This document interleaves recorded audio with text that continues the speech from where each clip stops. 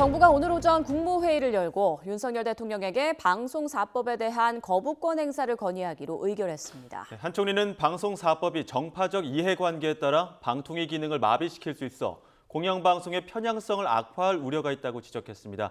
자세한 내용 취재기자 연결해 알아보겠습니다. 김대겸 기자. 네, 정부 서울청사입니다. 네, 지난달 야당 주도로 국회 본회의를 통과한 지 일주일여 만에 또다시 거부권 행사 절차에 들어가게 된 거죠. 네, 지난달 말 야당 주도로 국회 본회의를 통과한 이른바 방송사법에 대한 윤석열 대통령의 거부권 행사가 초읽기에 들어갔습니다. 한덕수 국무총리는 오늘 오전 정부 서울청사에서 국무회의를 주재하고 이같이 결정했습니다. 방송사법은 앞서 지난 21대 국회에서 거부권 행사로 폐기된 방송 3법에 방통위 의결 정족수를 4인으로 늘리는 방통위법 개정안이 추가된 법안들입니다.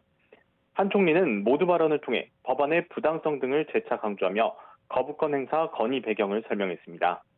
먼저 한 차례 거부권 행사에도 불구하고 문제점에 대한 수정이나 보완이 전혀 없었다고 지적했습니다. 오히려 공영방송 사장의 해임을 제한하는 규정을 추가해 대통령 임명권을 더욱 침해했고 충분한 수기 과정 없이 법안이 통과됐다고 덧붙였습니다.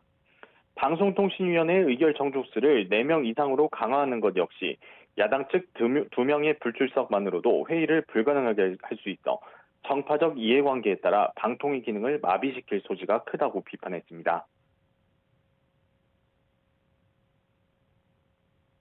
그러나 야당이 일방적으로 통과시킨 이번 개정안들은 공영방송의 변화와 개혁을 이끌기보다는 오히려 그간 누적되어 온 공영방송의 편향성 등을 더욱 악화시킬 우려가.